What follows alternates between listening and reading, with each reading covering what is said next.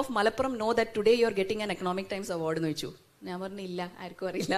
അപ്പോൾ he said that first what you have to do is, I am proud to see you here.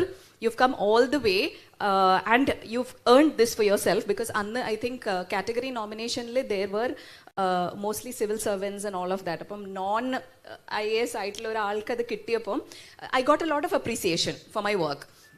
And appam he said that your aim should be to create 1,000 Nazrins from Malappuram, because you are making an impact.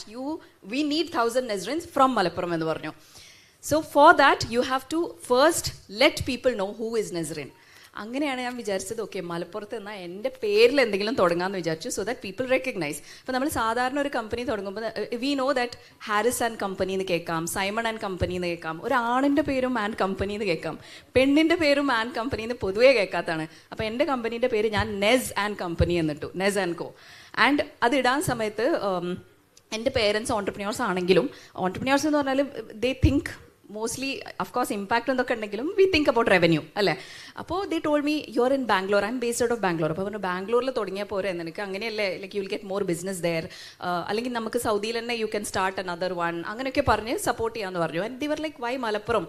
So എൻ്റെ parents മലപ്പുറംകാരായിട്ട് വരെ ദേ had their own doubts, because I dress a certain way. If you look at me, I'm a little modern, I'm very outspoken. ഇപ്പം മാമിനെ കാണുമ്പോൾ എനിക്ക് എൻ്റെ ഒരു version ആയിട്ടാണ് തോന്നുന്നത്. I'm like you, I love people, I love talking.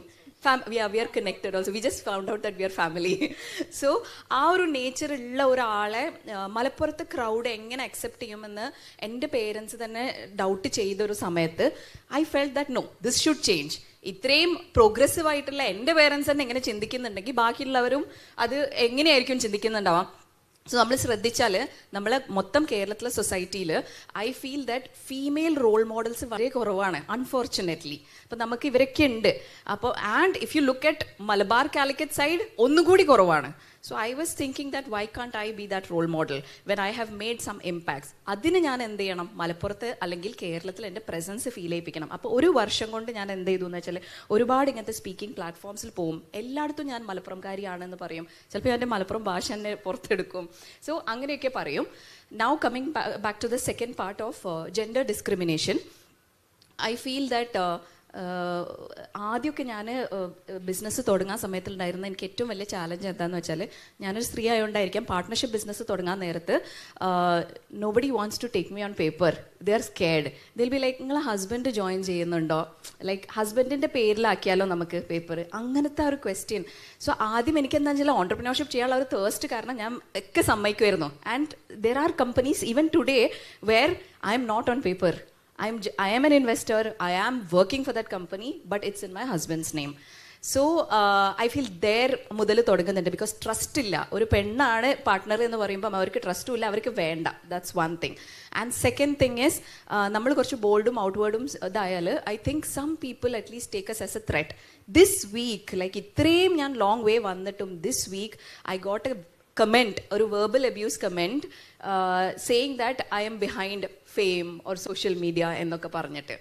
So ഇത്രയും ബോൾഡായ ഒരാളോട് അങ്ങനെ പറയുന്നുണ്ടെങ്കിൽ ബാക്കിയുള്ളവരോട് എന്തായിരിക്കും പറയുന്നുണ്ടാവുക? എനിക്കൊന്ന് സ്ത്രീകളോടുള്ള ട്രസ്റ്റ് ഇല്ലാത്തത് കൊണ്ടാണോ അതോ സ്ത്രീകൾ സ്വയം മുന്നോട്ട് വരാത്തത് കൊണ്ടാണോ എന്നറിയില്ല. നമ്മുടെ ഇന്ത്യയിൽ കേവലം 14% മാത്രമാണ് വുമൺ ഓൺട്രപ്രണേഴ്സ് ഉള്ളത്. വളരെ ഖേദകരമായ ഒരു അവസ്ഥയാണ്. എനിക്ക് തോന്നുന്നു അതിൽ മാറ്റം കൊണ്ടുവരാൻ ശ്രമിച്ച പർവീൻ മാഡത്തിനെ പോലുള്ളവർ ഇതേ സിറ്റുവേഷനിലൂടെ കടന്നു പോയിട്ടുണ്ടാവും. പക്ഷെ ഒരുപക്ഷെ ഫാമിലി സപ്പോർട്ട് നന്നായിട്ടുണ്ടായിരുന്നു, അല്ലെങ്കിൽ കുറച്ചുകൂടി ഓപ്പൺ സൊസൈറ്റിയിലാണ് മാഡം വളർന്നത്. But still being a Muslim woman challenges ഉണ്ടായിരുന്നു.